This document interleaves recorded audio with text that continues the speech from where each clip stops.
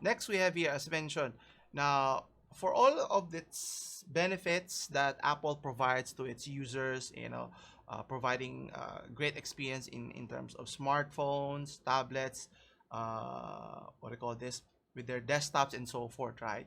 Now, according to DailyWire.com, Watch Dogs sounded the alarm after Apple revealed. Here's the kicker. They plan to upload a software into your iPhones that can scan users' photos. So isn't that a bit of invading your data privacy, which I thought was important to everyone? I thought Apple was advocating for data privacy to protect your interests. Anyway, let's take a closer. So what they plan to do, is it correct? Let me see. So the privacy watchdog, as mentioned here, they stated that when Apple mentioned that they will be uploading a update software so that they can scan for images of child abuse. Now, obviously, no one wants children to be abused, especially online.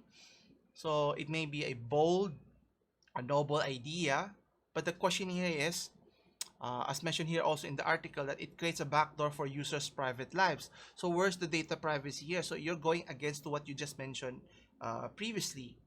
So if it starts from one idea, let's say you wanted to stop child abuse, how about pornography, to something else, and on and on. So you can keep on creating the list. And who's going to watch the watchdogs here, or the watchmen in a sense, right? Who's going to oversee what the company is doing, whether it's considered legal or illegal, right? And can the government in time regulate this? Obviously, if you open this Pandora's box, there's no putting it back. The day, if you're a consumer, how comfortable are you? The fact that you have Google, Apple, Amazon, Facebook keeping track of your data already on your actions.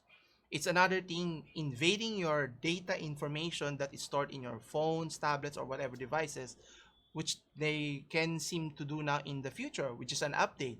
They'll hack through your devices and skim through. Now they say they're going to keep it confidential, but what's stopping them from going through your other information and go beyond the scope, right? It's kind of scary here, but anyway, now according to the Financial Times, they also mentioned that uh, the Apple intends to install the software for American iPhones as of the moment to scan for child abuse imagery. And according to the People Brief on its plans, raising alarm among security researchers who warns that it could open the door for surveillance of millions of people with personal, which I tend to agree. So, question is, what gives them the right?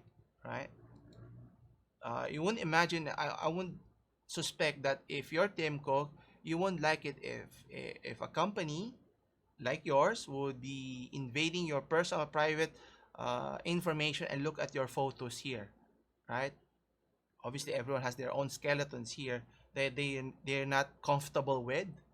So anyway, and according to Apple, it mentions that it will evolve and expand over time, which is another concerning fact.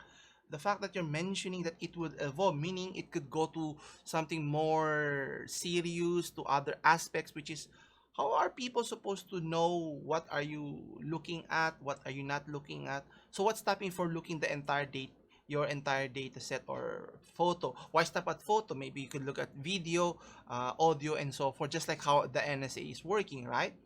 So it's just it's just becoming more the norm in terms of company practices, which is, I think there has to be a boundary in terms of what a company can and can't do, even though they have good intentions. I think the one with Apple selling the eye tracking device, right? Even though so you don't lose your keys, but it gives a way for devious people to keep track of those people without even knowing it, because not everyone has an iPhone. And obviously if you don't have an iPhone, let's say an Android device, would they recognize that there's a device within their persons that's being tracked? So it's kind of alarming what the direction that Apple is doing here, right? And it's not only that, but the company is claiming that the software only provides significant privacy benefit. How is that significant? The fact that you're going through my information without my permission, that's not privacy here. Now, obviously, they're always saying here that they're only looking for the abusers here, right? Those who have those photos, but that's not the point. That don't we have rights to freedom of speech, of photo? So who are you to decide what is allowed and not allowed? You're not a government, you're not a judge. That's why giving more power to companies like Apple and Google, it's kind of concerning, especially if they're a duopoly in the realm of their respective companies. That's why they need to be heavily regulated so that they don't overreach their bounds. I mean, for all the benefits that they have provided, and it's still kind of concerning. And according to a professor in security engineering at University of Cambridge, we have Ross Anderson, who stated that it is an absolutely appalling idea because it is going to lead to distribution bulk surveillance of our phones and laptops. And you know, if it starts from there, it could go to other realms. And as mentioned to them, they admitted themselves that it can go to something else. What's that something else? So eventually, when you open your phone, when you update it, they could already look at everything that you're doing here, your profile, what activities you do, and they're generating profit out of it. What's in it for us? Should we buy their products? Should we continue using their software and so forth? Which is kind of concerning, which goes back to our main dilemma. That's why having options is always important. Because if you want to leave the Apple ecosystem, what's your option? Android, you have Google, it's the same boat. Outside of those two platforms, we have no more other options. Anyway, according to New York Times, they mentioned also that the iPhone operating system will soon store a database of hashes of known child sexual abuse material provided by the organizations like the National Center for Missing and Exploited Children. Now, obviously, the idea here is sound, right? For those people who are doing TVs, but it opens Pandora's box because if you start a small segment, it can always affect the rest without the rest knowing it, which is kind of concerning, right? That's why you have rights. You have to go to courts to be able to do it, not with just a simple update. Anyway, and what's concerning, if there are a certain number of matches in the phones that will be shown on by an Apple employee, so anyone in the Apple company could be seeing this, deciding the fate of that individual. What if that matching was incorrect, right? How foolproof is the system? Is it 100%, just like the full self-driving that Mr. Elon Musk is promoting? Nothing in our technology right now is 100% foolproof. What if it were to make a mistake, it were to match an individual that is not a child abuser? And then you're going to report it, you're going to drag that name. So, you know, unless they can iron out the system, which I'm very against it in the first place, needs a lot of discussion and debate, but whether a company like Apple can do this. On Apple's part, they said that the approach is meant that people without child sexual abuse material on their phones will not have their photos seen by Apple.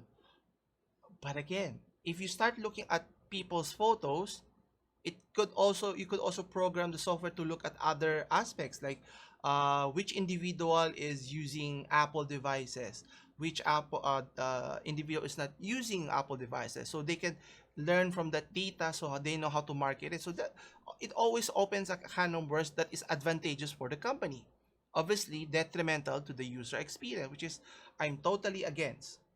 So if they're saying, according to Apple's privacy chief Eric Neuschwander, if you're storing a collection of child abuse material, yes, this is bad for you. But how about the others? How how how can you guarantee the safety that it will not go beyond? And I can ask Mr. Tim Cook here if they can answer that because I don't think they can find 100% solution that they can guarantee. What if it makes a mistake, right? It makes a mismatch here.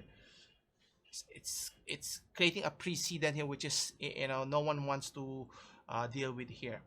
And even Edward Snowden, right, chimed in. According to his tweet, he mentions no matter how well intentioned, Apple is rolling out mass surveillance to the entire world with this one, which is what's going to happen. It's going to look like mass surveillance. So it's not just a photo. Maybe you could activate the phone device, and you can scan or look at what the individuals are doing here. So similar to, I think, I saw TV series Point of Interest, wherein you can access anyone's devices, cameras, phones, whatever technology, to your heart's content, and who's controlling it.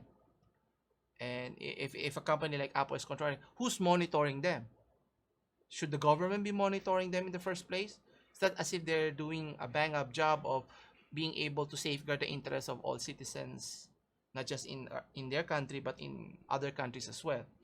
So we will have to wait and see of, if this will be pushed through, or will they receive backlash from their users that this is not what we want, right? Unless the consumers wanted those features, then Apple might have a way to implement this, but I don't know.